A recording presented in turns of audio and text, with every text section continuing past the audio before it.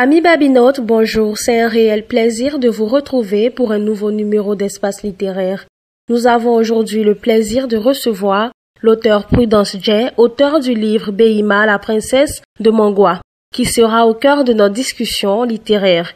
Bonjour Monsieur Jay, merci d'avoir accepté notre invitation sur Espace littéraire. Bonjour. Qu'est-ce qui vous a inspiré à écrire Behima, la princesse de Mangwa? Pouvez-vous nous parler de la signification du nom Behima et de la dynastie de Mangwa? Behima, d'abord le nom, je l'ai reçu de mon père qui avait décidé de nommer une de ses filles Behima. Et Behima, dans mon dialecte, Behima signifie la prunelle des yeux, voilà, en langue baoulé. Comment l'inspiration vient? D'abord, j'ai grandi avec ma grand-mère qui était fille de chef de canton. Et donc, à force d'avoir écouté les histoires de ma grand-mère, cela a créé une sorte de, je veux dire, d'histoire imaginaire dans mon imaginaire, si je peux parler ainsi. Et donc, plus tard, quand j'ai décidé d'écrire, j'ai pris d'abord le nom Behima, qui était venu selon que mon père avait décidé, et aussi le nom Mangwa, qui est un nom de famille. Et donc la dynastie Mangwa fait référence à ma famille, la famille de ma grand-mère paternelle. Et donc j'ai décidé de rendre hommage à cette famille-là. Dans Behima, la princesse de Mangwa, vous faites intervenir l'humanité, la faune et la flore. Quelle est l'importance de cette interaction entre les humains et la nature de votre récit? Comme je le disais tantôt, depuis mon enfance, j'ai ce dialogue-là avec ma grand-mère. Ayant grandi au village, c'est vrai que je suis né à Abidjan, mais j'ai grandi au village auprès de mes grands-parents. On a entendu des histoires où on nous dit que des hommes, même pour aller prendre des plantes médicinales, ils parlaient avec la flore. Ils parlaient avec même l'arbre dont ils voulaient prendre l'écorce. Il lui demandait, je voudrais de ton écorce pour soigner telle maladie. Et donc, aussi, les animaux interagissaient avec ces personnes-là. Voilà, donc c'est tout cela que j'ai décidé de mettre ensemble pour dire que, autant que nous sommes, étant humains, nous devons savoir que les plantes aussi ont des âmes et les animaux aussi ont des âmes. L'histoire tourne autour de Behima et de ses alliés. Pouvez-vous décrire le processus de création de ces personnages, notamment les rois animaux? Ok, les rois animaux, je peux dire de manière succincte que, étant donné que les animaux ont un groupe, ils sont aussi organisés comme les hommes. Par exemple, une termitière, à l'intérieur, on trouve une reine.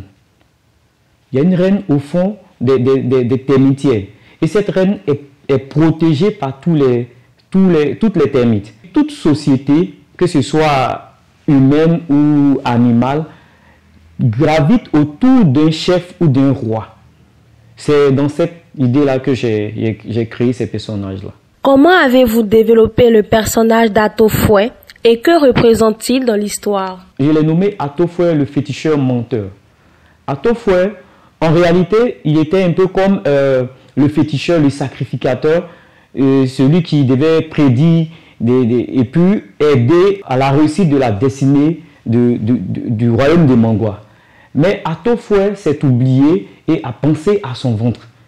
Je vais parler un peu des personnages dans notre société qui laissent du moins la vraie destinée et qui pensent à eux-mêmes.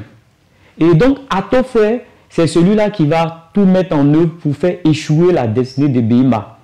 Sachant bien que Behima naît d'un guerrier, de son père qui est Yaswasan, le guerrier légendaire. Et donc, Atofoué va s'arranger à empêcher Behima de réussir à sa destinée. Et donc, le rôle ici d'Atofoué, c'est celui-là qui vient comme un obstacle pour empêcher la réussite de la destinée de Behima. Quel message espérez-vous que les lecteurs retiennent du parcours de Behima?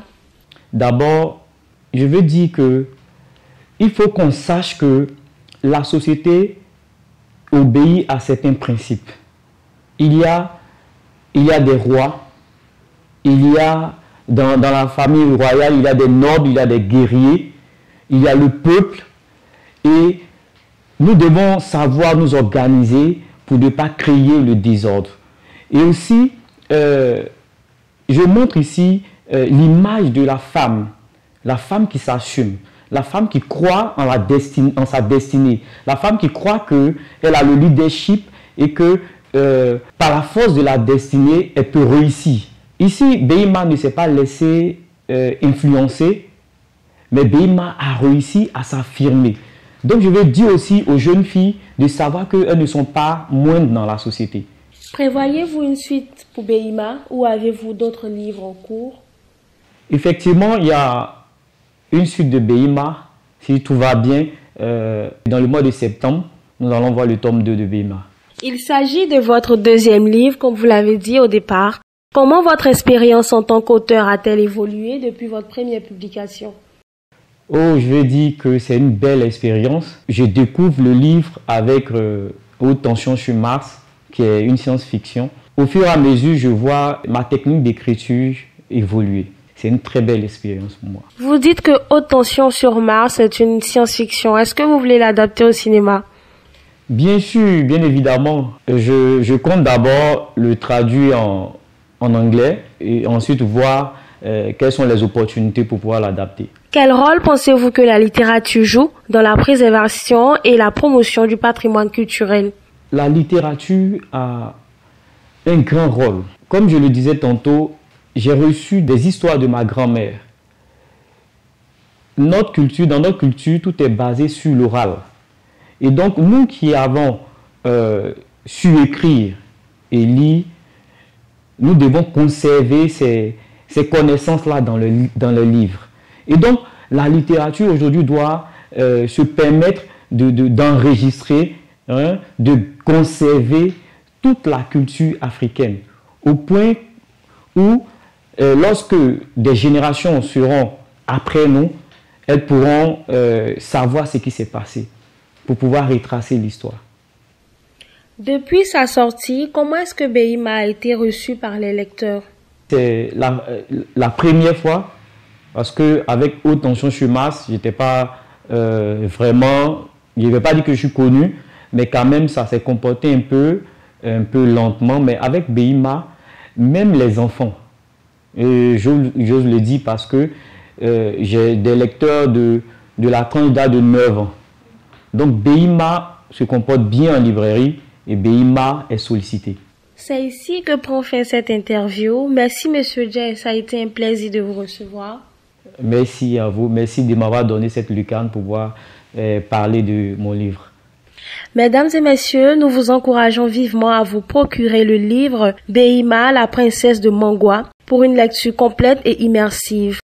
Un immense merci à notre invité Prudence Jay et à vous, chers babinotes, restez connectés pour de nouvelles découvertes littéraires dans Espace littéraire.